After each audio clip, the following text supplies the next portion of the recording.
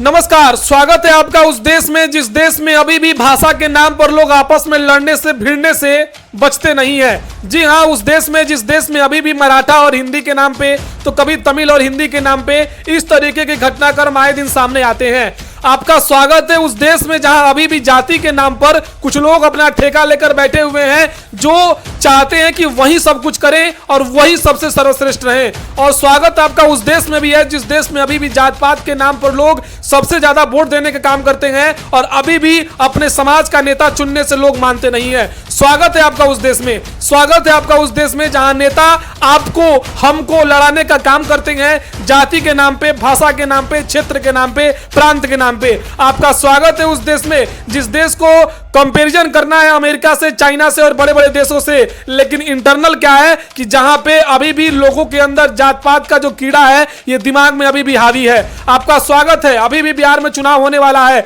देखिएगा जात पात के नाम पर लोग वोट देंगे, अपने समाज का नेता चुनेंगे, अगला पिछड़ा करेंगे, ओबीसी, एससी, एसटी, जनरल ये सब होगा और उसके बाद से इस देश का सबसे खूबसूरत लोकतंत्र, विश्व का सबसे बड़ा लोकतंत्र में एक बार फिर से किसी राज्य में चुनाव होगा और वहां जात पात के नाम पर लोग थप्पा लगाएंगे। आपका स्वागत है। और ये इतनी भूमिका मैंने इसलिए लिया क्योंकि ये भूमिका मैंने जानबूझ के लिया है। को मैं इटावा के जो प्रकरण हुए हैं, जो इटावा में मामला हुआ है, उसके बाद से सबको खरी खोटी सुनाने का चाहता हूं। मेरा नाम अनुराग दुबे है, मैं भी एक ब्राह्मण हूं, लेकिन निंदा करता हूं और मैं उस चीज का भत्सना करता हूं जिसमें वहां के ब्राह्मणों ने, वहां के कुछ लोगों ने, जिनकी वजह से पूरा ब्राह्मण समाज आजकल अपमानित महसूस कर रहा है, क्योंकि उन्होंने जिस तरीके से एक यादव कथावाचक को जो श्रीमद् भागवत कथा करता है, छोड़िए उसकी बैकग्राउंड क्या बैकग्राउंड है, क्या बैकग्राउंड नहीं है, क्या रहा है क्या नहीं रहा है, लेकिन अगर महर्षि वाल्मीकि इतने बड़े महाकाव्य की रचना कर सकते हैं और किस जाति से आते थे ये भी आप सभी जानते हैं। जब महर्षि वाल्मीकि जब रत्नाकर,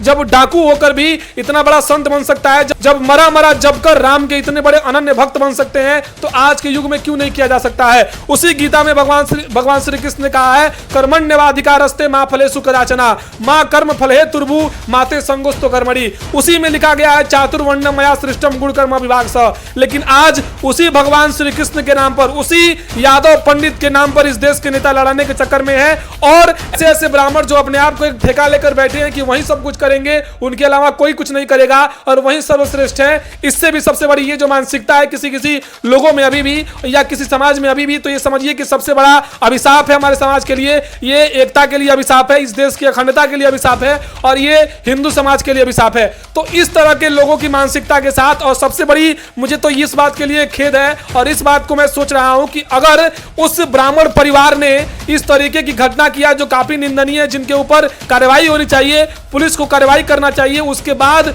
यादव समाज में आक्रोश होना स्वाभाविक बात है। और स्वाभाविक बात तो इसलिए भी है क्योंकि इस तरीके की घटनाक्रम हुई है, लेकिन सबसे बड़ी बात तो यह है कि वहां यादवों को लड़ाने का ब्राह्मणों से जो चाल चली जा रही है, इसके खिलाफ जो मानसिकता दिख रही है, इस मानसिकता से सबसे बड़ी प्रॉब्लम है उस तरह की मानसिकता जिस मानसिकता में यह सोचा जा रहा है कि पंडित ही सब कुछ कर सकता है और कोई जाति नहीं कर सकता है। कर सकता है, यह कहा गया है, जन्म से सब कुछ शूद्र होते हैं, उसी श्रीमद् भागवत गीता में कहा गया है। लेकिन बावजूद उसके कि अभी भी ऐसे लोग हैं जो धर्म के ठेकेदार बने फिरते हैं, जो किसी एक जाति वर्ग को लेकर सबसे आगे बढ़ने का काम करते हैं। लेकिन इस मानसिकता के मैं बिल्कुल खिलाफ हूं और साथ ही मैं खिलाफ इसलिए भी हूं क्योंकि जिस तरीके से अखिलेश यादव भी इस मामले को उठा रहे हैं, या जिस तरीके से यादव समाज इस मामले को लेकर और इतनी बड़ी कार्रवाई करने के लिए जगह जगह जो है वो प्रदर्शन कर रहा है, या फिर गगन यादव के नेतृत्व में जिस तरीके से चीजें चल रही हैं, मैं उस चीज के बारे में भी सोचना चाहता हूं कि अगर उसने किया तो उसके लिए क्या सभी ब्राह्मण वर्ग के लोगों को, सभी ब्राह्मणों को टारगेट करना क्या सही है, क्या सही है, इस बात को सोचने की जरूरत है। क्या जो अखिलेश यादव ब्राह्मणों और यादवों के बीच में इस तरीके से